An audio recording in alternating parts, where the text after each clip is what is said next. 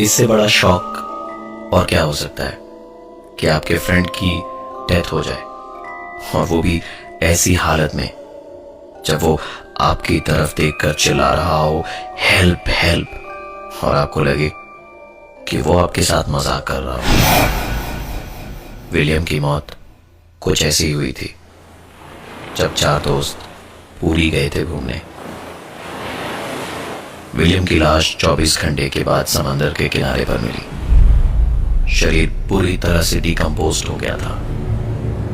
लाश की पहचान भी उसके कपड़ों से करी गई। आज विलियम का फ्यूनरल था। सुबह से ही जोरदार बारिश हो रही थी, और इस फ्यूनरल में विलियम के वो दोस्त भी थे जो उसके साथ पूरी गए थे। विलियम की मौत की सच्चाई बस आलोक, विकास और जाहिद को पता थी। विलियम की डेड बॉडी को कॉफिन में डालकर उसकी कब्र को मिट्टी दी ही जा रही थी कि जाहिद वहां से दौड़ता हुआ सिमेट्री के बाहर भागा। पीछे पीछे उसके दोस्त आलोक और विकास भी भागे। तो उन्होंने जाहिद से पूछा कि क्या हुआ, तुम भागे क्यों? तो जाहिद ने कहा कि उसने विलियम की कब्र के ठीक सामने विलियम को देखा।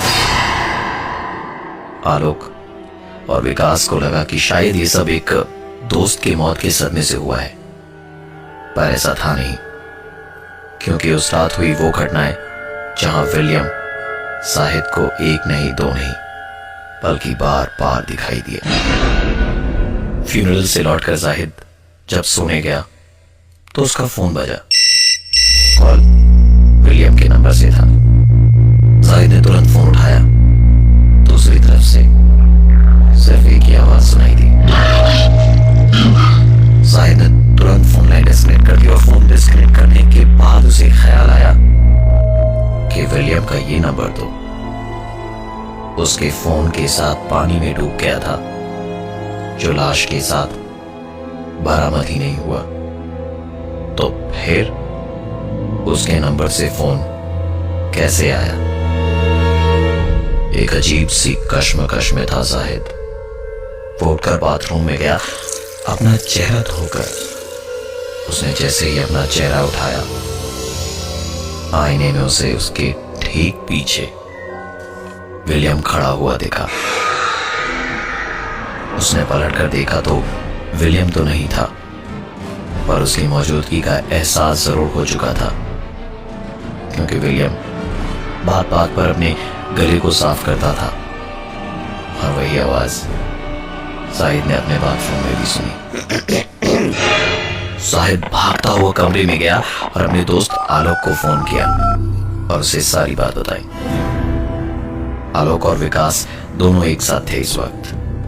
जाहिद की बातें सुन रात करीबन 12:30 बजे दोनों निकले जाहिद के घर के लिए, और बीच रास्ते में पड़ी वो सिमेट्री जहां विलियम को आज दफनाया गया था।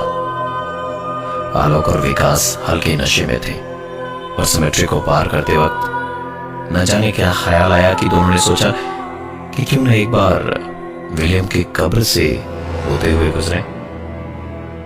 पर जब सामने गेट से उन्हें अंदर जाने की इजाजत नहीं मिली, तो दोनों ने पीछे की दीवार फांदने का इरादा बना लिया। गाड़ी को दीवार से सटाकर पहले दोनों गाड़ी की छत पर चढ़े, और फिर दीवार फांदकर एक एक करके कूदे। दोनों ने उठकर अपने कपड़े झाड़े और आगे बढ़ते हुए 3-4 कदम लिए ही थे कि पीछे से एक और आवाज आई। दोनों मुड़े तो अंधेरे में बस उन्हें हिलती हुई झाड़ियां ही नजर आई। आलोक ने तुरंत अपने फोन की टॉर्च ऑन करी और दोनों उस दीवार की तरफ गए तो पाया कि वहां कुछ ईंटें गिरी पड़ी हैं। शायद दीवार बहुत ज्यादा ही कमजोर हो गई थी। दोनों पलटकर वहां से आगे बढ़े ही थे, कुछ और ईंटें गिरने की आवाज आई, इसलिए दोनों ने उतना ध्यान नहीं दिया और अंदर की ओर बढ़ने लगे।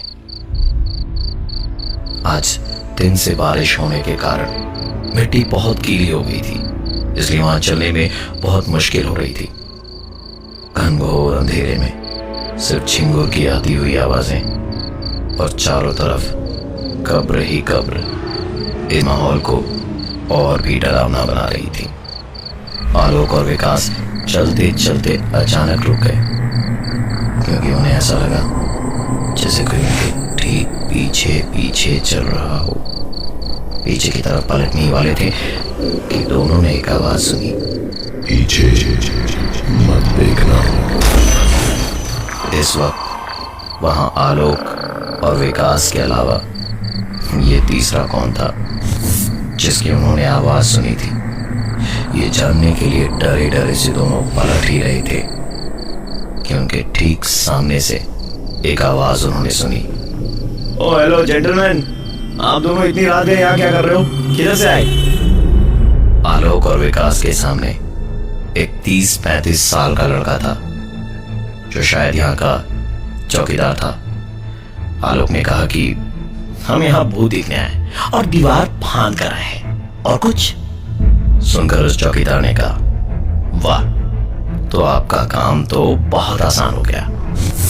Meet me, I am lead Thomas Alter, died in the year 2006 due to heart attack।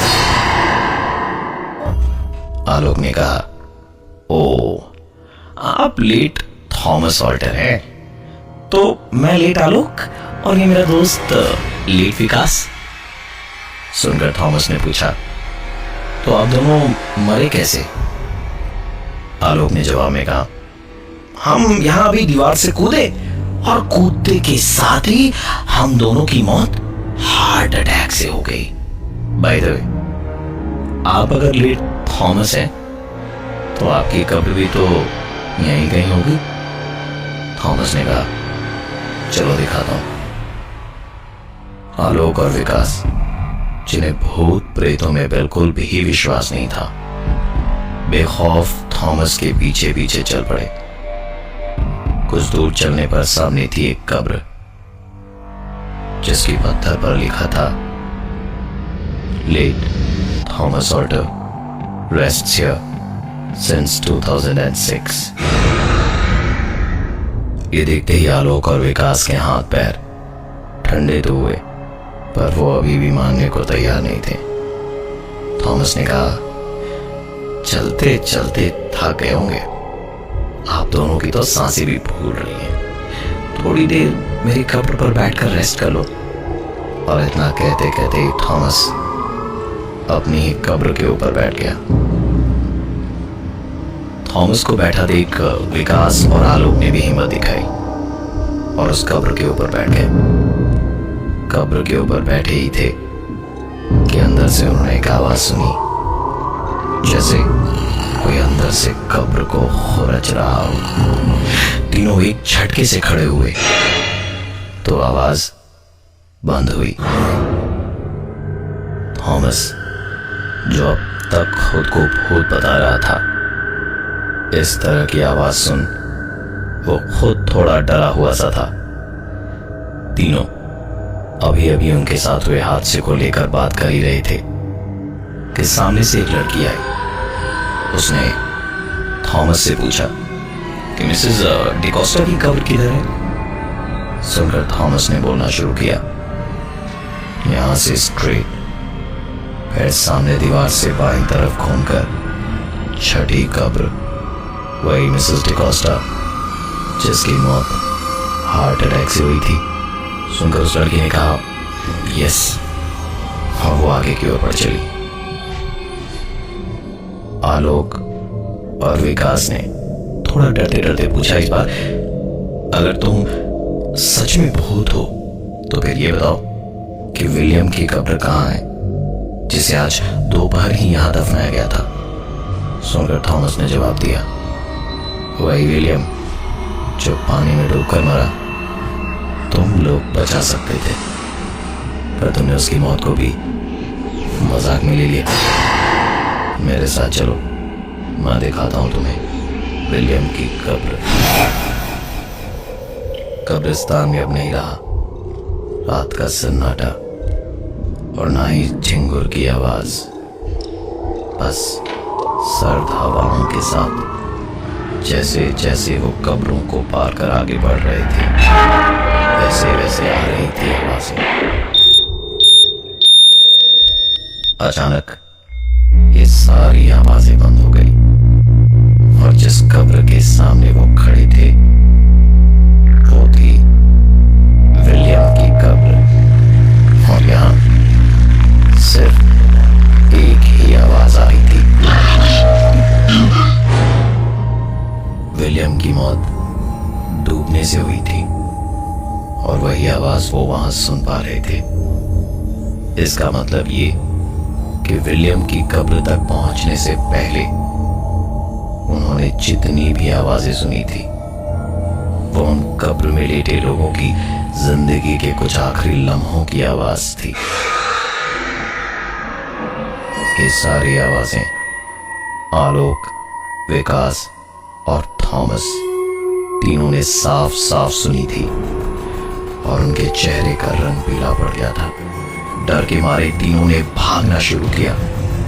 आलोक और विकास भूत भूत करते हुए चिल्लाते हुए भाग रहे थे पर ठीक उनके पीछे था थॉमस चिल्लाते हुए कि अरे मैं भूत नहीं हूं, मैं तो यहाँ का चौकीदार हूं।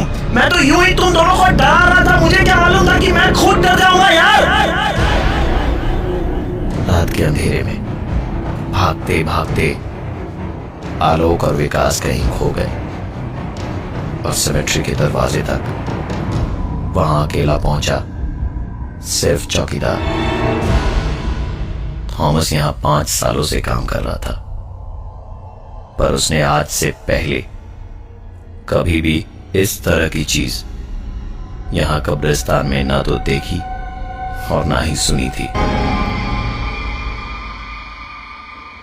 पुलिस को सिमेट्री की दीवार से लगी हुई एक कार मिली और दीवार के ठीक उस तरफ कब्रिस्तान में 2 लाशें जो आलोक और विकास की थी।